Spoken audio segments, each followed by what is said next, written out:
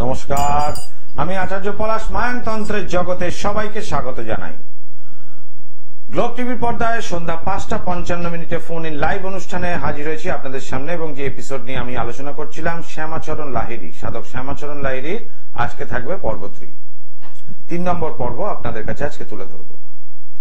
এই 3 নম্বর পর্বে থাকবে শ্যামাচরণ লাহিড়ীর জন্ম ইতিহাস, অর্থাৎ কোথায় জন্মেছিলেন তিনি এবং সেটা সম্বন্ধে বিস্তারিত আলোচনা আপনাদের সামনে তার জীবন কাহিনীর মূল পর্বের প্রকাশ ঘটবে। সেই সময় আগের যে এপিসোডগুলো আমি ছিলাম সেগুলো শ্যামাচরণ লাহিড়ী তিনি সরকারি কর্মচারী ছিলেন, তিনি এক স্থান থেকে আরেক স্থানে বদলি হন ঈশ্বরের আশীর্বাদে এবং তিনি সেই সময় জাতিস্বর হয়েছিলেন তার পূর্বজন্মের গুরুর ইচ্ছাতে তার আগমন এবং এই ইহজন্মে আগের জন্মের বাকি কাজটা করার জন্য তার জন্মগ্রহণ হয়েছে, এটা তিনি বুঝতে পারলেন। আজকের এপিসোড সেই জায়গা থেকে একটু পিছনে গিয়ে শ্যামাচরণ লাহিড়ীর জন্ম ইতিহাস সম্বন্ধে আপনাদের বলবো। প্রতিদিন সকাল 11:40 এবং সন্ধ্যা 5:55 গ্লোব টিভিতে আমার অনুষ্ঠান থাকে এবং আমি চেষ্টা করি ভারতবর্ষের সাধক, আগেও বলেছি, আগেও অনুষ্ঠান করেছি তাই নিয়ে, আর বর্তমানেও করছি, এই সাধকদের জীবন কাহিনী আপনাদের সামনে এই কারণে তুলে ধরছি কারণ একটা জিনিস মনে রাখতে হবে, সাধনার একটা ফল মানুষ পায়, পুণ্য ফল। অধিক আহার অর্থাৎ খুব বেশি খাবার যদি খাওয়া যায় তাহলে মানুষের শারীরিক অসুস্থতা তৈরি হয়। সেই অসুস্থতা লুজ মোশন হোক, পটির সমস্যা বা বমি ইত্যাদি, এই দিয়ে কিন্তু সেই অতিরিক্ত খাবার বেরিয়ে যায়। তার ফলে মানুষের শরীরের স্বাভাবিক অবস্থা থেকে অবনতি ঘটে আর বিচ্যুতি ঘটে, অর্থাৎ স্বাস্থ্য ভেঙে পড়ে। সেরকম অর্থের ক্ষেত্রেও তাই। মানুষ অর্থ উপার্জন করতে করতে অর্থের চাহিদা এতখানি বেড়ে যায়, তারপর সেই মানুষ যাই হোক না কেন, ফুটপাতের ভিখিরি থেকে সিংহাসনে বসা রাজা পর্যন্ত এমন এমন কাজ করে বসেন সেই অর্থ উপার্জনের জন্য, তার ক্ষেত্রে সেই জায়গাটায় রক্ষা করাটা খুব দুর্লভ হয়ে পড়ে এবং মানুষের কাছে অপ্রিয় হয়ে পড়েন। সুতরাং অর্থের প্রয়োজন একজন মানুষের কতখানি হতে পারে স্বাভাবিকভাবে জীবনযাপন করার জন্য। মৃত্যুর পর বাকি সবকিছুই পৃথিবীতে ছেড়ে যেতে হবে, তো যার জন্য ছেড়ে যাবেন সে কি সেটা রক্ষা করতে পারবে? সুতরাং যতটুকু প্রয়োজন অর্থ ততটুকুই উপার্জন করা ঠিক, অধিক অর্থ অনর্থের মূল হয়। আসছি আজকের মূল পর্বে। নদিয়ার এক অখ্যাত গ্রামে তিনি ভূমিষ্ঠ হন, অর্থাৎ শ্যামাচরণ লাহিড়ী। শ্যামাচরণের পিতা গৌরমোহন সরকার অর্থাৎ লাহিড়ী মহাশয় বাস ছিল কৃষ্ণনগরের কাছে ঘূর্ণি নামক গ্রামে। এখানকার এক সম্ভ্রান্ত ব্রাহ্মণ বংশে তিনি জন্মগ্রহণ করেন। গৌরমোহন ছিলেন ধর্মনিষ্ঠ এবং যোগ সাধন পরায়ণ ব্যক্তি, অর্থাৎ শ্যামাচরণ লাহিড়ীর পিতা। গৌরমোহন বাবু নিজ গ্রামে একটি শিব মন্দির প্রতিষ্ঠা করেন, কিন্তু কালক্রমে তার এই মন্দির নদী গর্ভে বিলীন হয়ে যায়। পরবর্তীকালে শিবের আদেশ অনুসারে বিগ্রহটিকে নদী গর্ভ থেকে উদ্ধার করে নতুন একটি মন্দির নির্মাণ করেন, সেখানে স্থাপন করা হয়। আজও সেই স্থানটি ঘূর্ণির শিবতলা বলে প্রসিদ্ধ, অর্থাৎ ঘূর্ণি অঞ্চলে নদিয়ার শিবতলা যে মন্দিরটি, ওটা শ্যামাচরণ লাহিড়ীর পিতা গৌরমোহন লাহিড়ী মহাশয় প্রতিষ্ঠা করেছিলেন। আজও এই শিব পূজায় গৌরমোহন পত্নী মুক্তকেশী দেবীর খুব উৎসাহ ছিল, অর্থাৎ শ্যামাচরণ লাহিড়ীর মাতা। ধর্মনিষ্ঠ দম্পতির গৃহ আলো করে 1828 খ্রিস্টাব্দে আশ্বিন মাসে শ্যামাচরণ আবির্ভূত হন, অর্থাৎ শ্যামাচরণ লাহিড়ীর জন্মসাল 1828 খ্রিস্টাব্দে। তাহলে এর থেকে বলা যায় আজ থেকে প্রায় 200 বছর আগে। শৈশবে শ্যামাচরণের মাতৃবিয়োগ হওয়ার পর গৌরমোহন তাকে নিয়ে কাশীধামে বসবাস করতে থাকেন পাকাপাকি ভাবে। কাশী শহরে চারিদিকে সাধু মহাত্মাদের আনাগোনা যথেষ্ট। এই পরিবেশে মানুষ হওয়ায় শ্যামাচরণের মনে জাগতে থাকে আধ্যাত্মিক জীবনে এক বিশেষ মূল্যবোধ। পিতা গৌরমোহন শাস্ত্রপাঠ ও ধর্ম সাধনায় চিরবিশ্বাসী। নিষ্ঠা ভরে ঋগ্বেদ পাঠ করা ছিল তার প্রতিদিনের অভ্যাস। কাশীতে তখন নাগভট্ট নামে এক বেদবিদ সেই সময় খুব নাম করেছিলেন এবং মহারাষ্ট্রীয় এই বেদবিদ নাগভট্ট ইনি ওখানে খুব প্রতিষ্ঠা অর্জন করেন।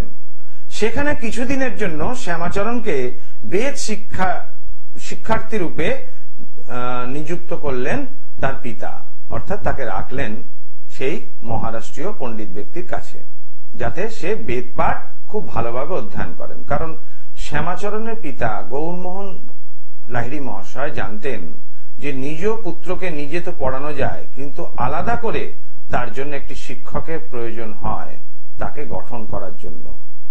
এটা অনেকেই এগুলো করে থাকেন বর্তমান জীবনে, যে নিজের সন্তানকে নিজে পড়িয়েও তাছাড়াও টিচার আলাদা করে রাখেন যাতে সন্তান কিছুটা মানুষ হয়।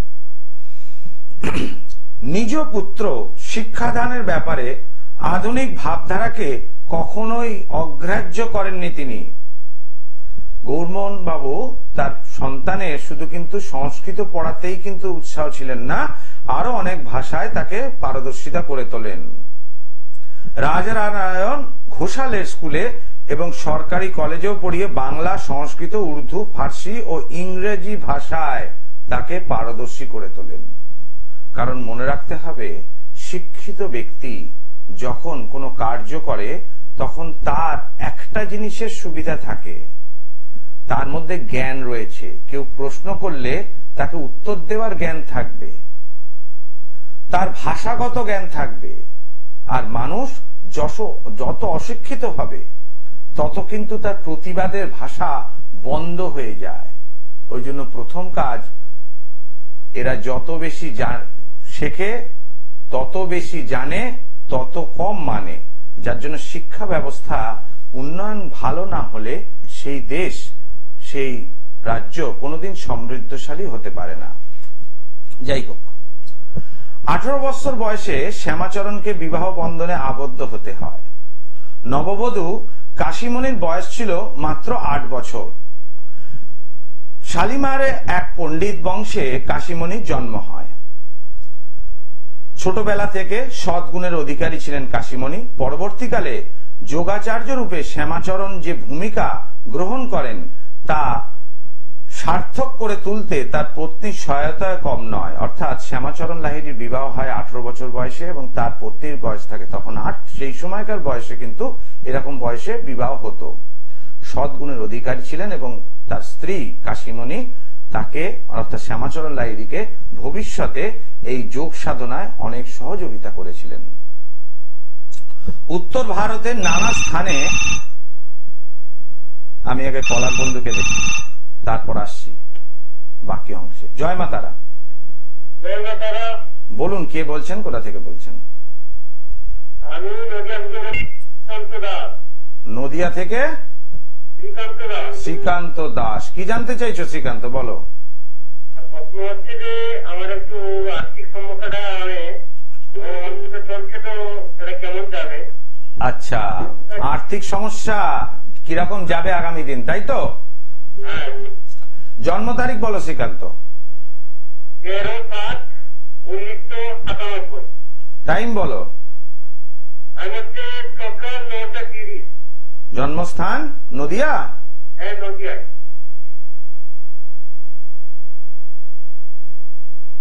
মঙ্গলবার জন্মবার? হ্যাঁ হ্যাঁ। আচ্ছা, তুমি আমার অনুষ্ঠান আজকে প্রথম দিন দেখছো না আগে দেখেছো? আগে অনুষ্ঠান দেখেছো।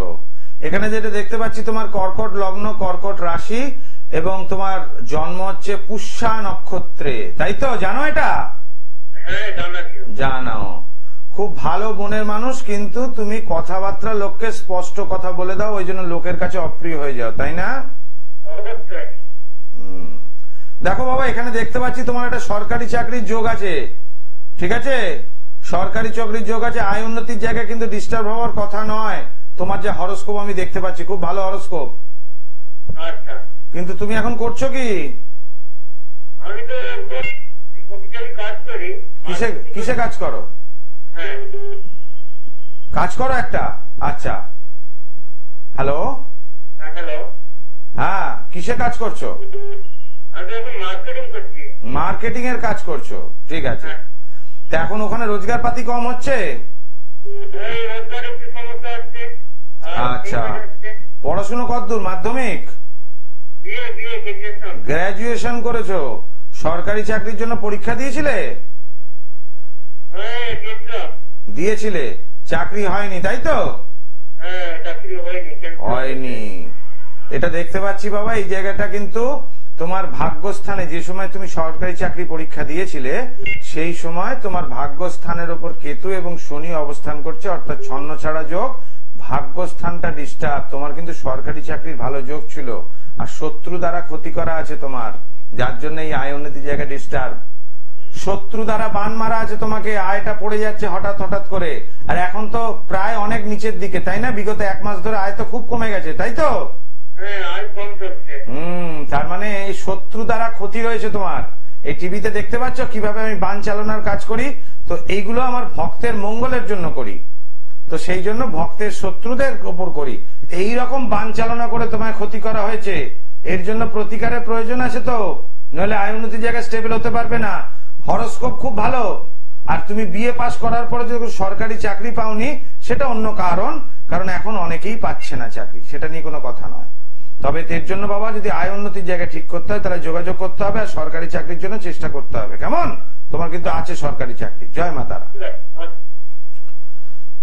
আমি মানুষকে সঠিক পরামর্শই দিই।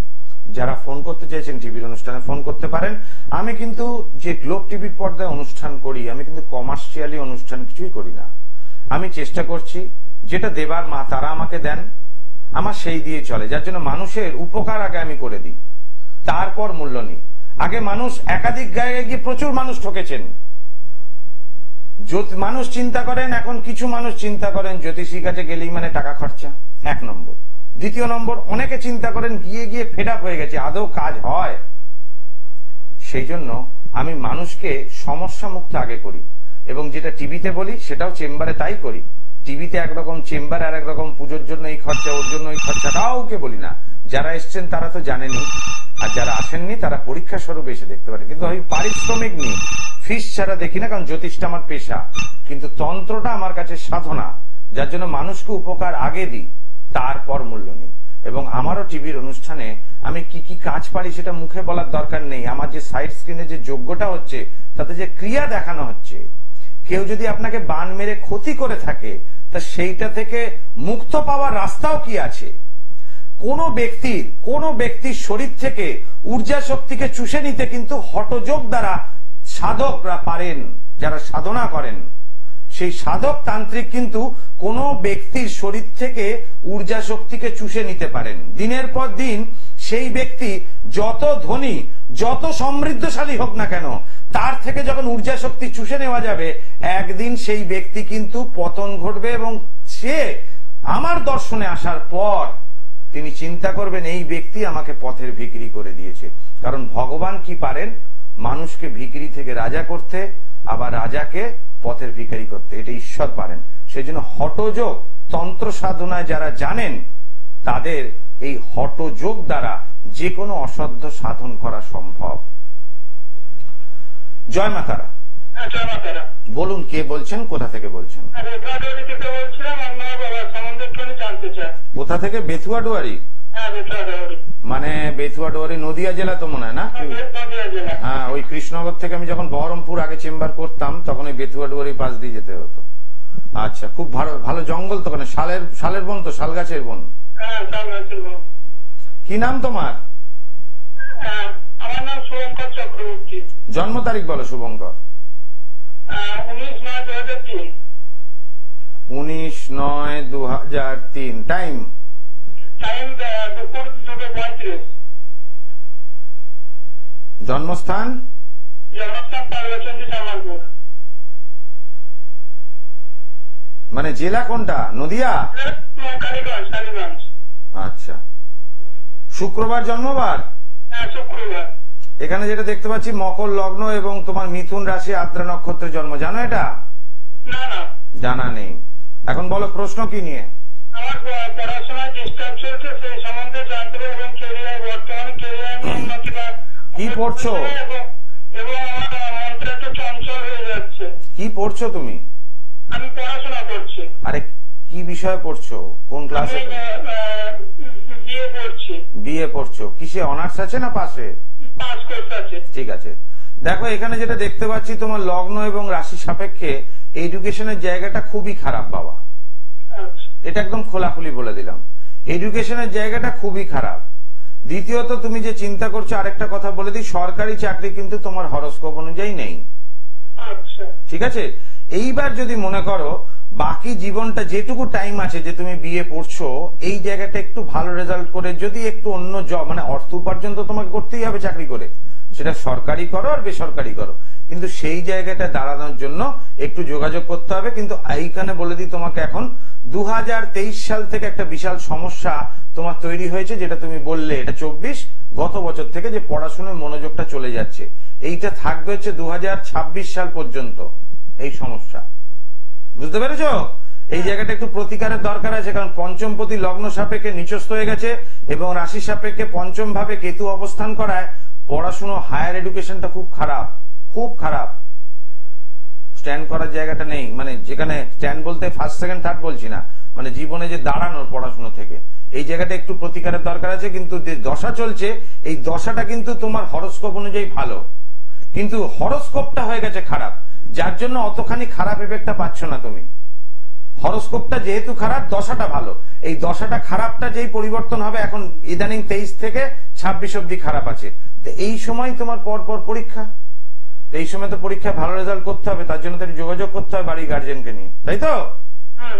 তাহলে সেখান থেকে আমাকে ব্যারাকপুর চেম্বারে পেয়ে যাবে, কেমন? জয় মাতা।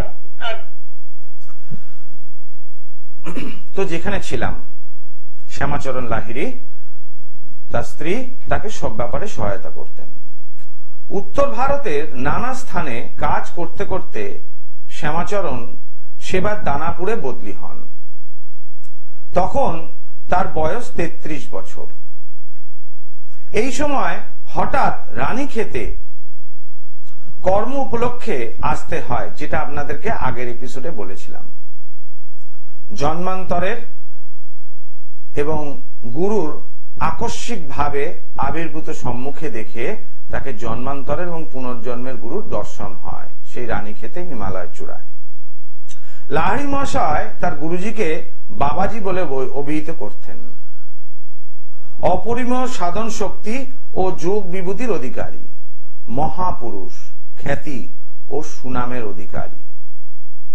কোন কোন সাধক তাকে ত্রম্বক বাবা, আবার কেউ শিব বাবা বলে সম্বোধন করতেন। এই মহাযোগীকে আমি কলার বন্ধুকে দেখে নিই। জয় মা তারা। বলুন, কে বলছেন, কোথা থেকে বলছেন? আমি রণজয় সাহা বলছি। আমি বর্তমানে হায়দ্রাবাদ থেকে বলছি। হায়দ্রাবাদ থেকে? এখন সরাসরি হায়দ্রাবাদে এই অনুষ্ঠান দেখছেন আপনি? হ্যাঁ, মোবাইলে। আচ্ছা, বলুন আপনার কি বললেন? রণজিৎ? রণজয় সাহা। রণজয় সাহা। জন্ম তারিখ বলুন। 11/11/1998। টাইম? জন্মস্থান? প্রশ্ন করুন। আমার কেরিয়ার নিয়ে আর কি, ভালো চাকরি কবে হবে এরকম। আচ্ছা আচ্ছা, প্রথমেই বলি, আমি যেটা দেখতে পাচ্ছি এখানে, আপনি কি ইঞ্জিনিয়ারিং করেছেন? ইঞ্জিনিয়ারিং করা হয়নি?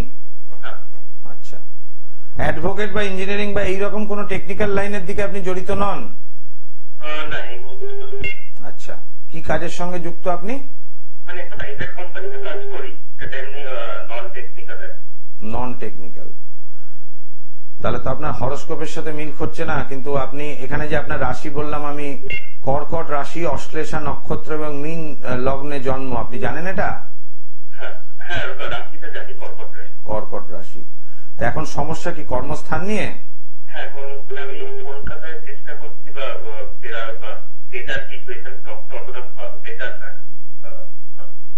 দেখুন, আপনার হরস্কোপ অনুযায়ী একটা জিনিস বলে রাখি, লগ্নপতি বৃহস্পতি, মীন লগ্নে লগ্নপতি বৃহস্পতি দ্বাদশে কেতু বৃহস্পতি যুক্ত অবস্থা এবং বৃহস্পতি বক্রী রয়েছে।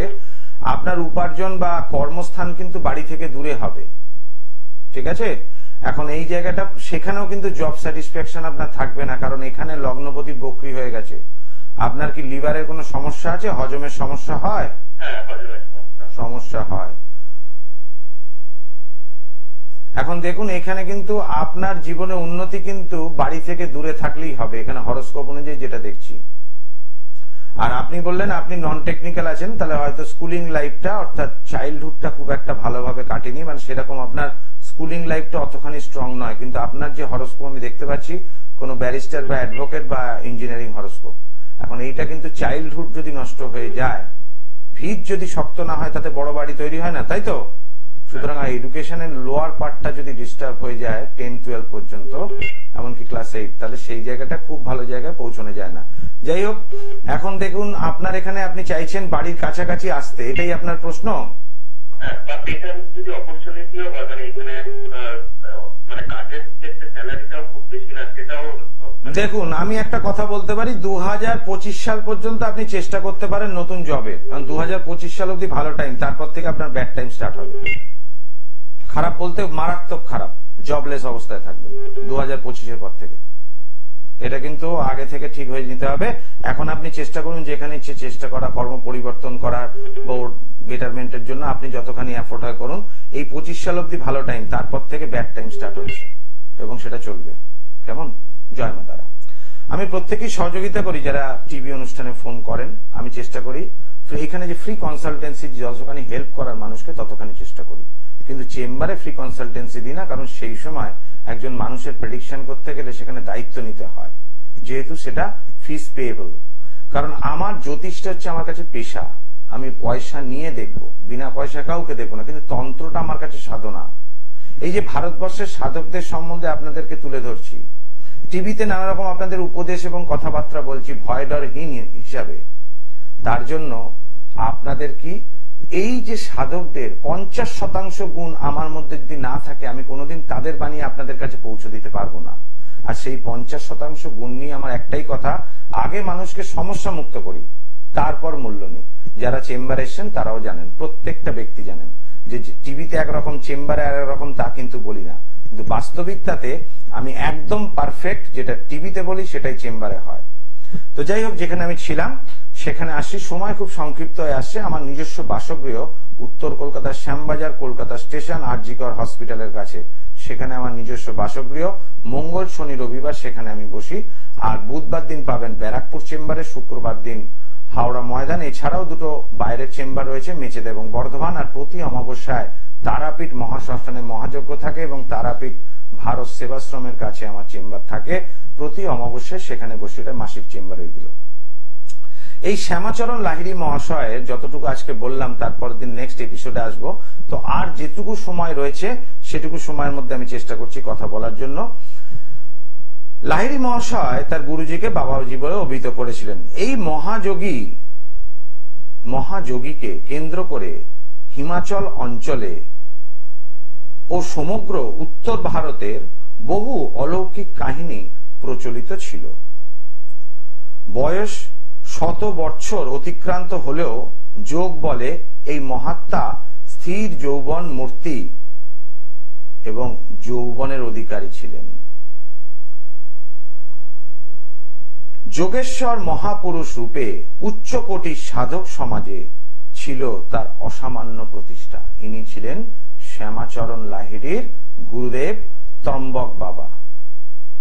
এই যে যোগ সাধনা, এই হঠ যোগ সাধনায় ভাগ্যের চাকাকে ঘোরানো যায়। কারণ শ্যামাচরণ লাহিড়ী কি বলেছিলেন, সরকারি দপ্তর থেকে পরিবর্তন হয়েছে, কিন্তু সরকারের ইচ্ছায় নয়, ঈশ্বরের ইচ্ছায়। সেই জন্য ভগবান মানুষকে রাজাও বানায়, আবার ভগবান পথের ভিখিরিও বানা দেয়। সুতরাং ঈশ্বর পরমেশ্বর, এই পরমাত্মার সঙ্গে নিজের আত্মাকে যদি কানেক্ট করা যায়, যে কোনো অসাধ্য সাধন করা 100% সমাধান। সে মানুষকে সমস্যা মুক্ত করে তাকে চির যৌবন দেওয়া।